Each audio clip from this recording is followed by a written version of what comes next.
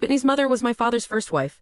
She died at a point when they were deeply in love with each other. My mother was his second wife. Worried that Whitney would be mistreated by her stepmother, he would always leave the best for her. Since childhood till today, whenever a conflict arose between me and Whitney, he would unwaveringly choose her side, even when she was in the wrong. I wiped my mother's tears away and comforted her. Mom, don't worry about me. I'll soon be Jonathan's wife. You should be happy for me. But no buts. Don't worry, I'll be fine, I said reassuringly. Dr. Quinn lived up to his name. In just 2 days, Whitney's sanity was restored. My father was so elated that he hosted a feast to announce the good news. He looked at me and instructed, Layla, inform the Crawfords about Whitney's recovery and invite them to the banquet this evening. I arrived at their headquarters alone, where I was stopped by a security guard at the entrance. I had to explain the purpose of my visit, and he agreed to pass on the message. There I stood under the hot sun for 2 hours before William emerged from the office building. He started reprimanding me the moment he saw me.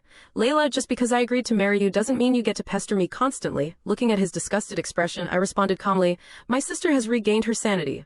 My father's hosting a celebration banquet this evening. He was surprised by the news. Has Whitney really recovered? I nodded in confirmation. William smilingly accepted the invitation slip that I was holding. I'll be there on time. At this point, I became aware that William's attitude toward Whitney and me was completely different. That evening, at the start of the banquet, my father raised his glass and announced excitedly, as Whitney is getting married soon, I shall grant all the real estate companies under my name as her bridal gift. Whitney's face lit up instantly. At that moment, Mother said indignantly, what about Layla? She's getting married as well. My father replied without hesitation.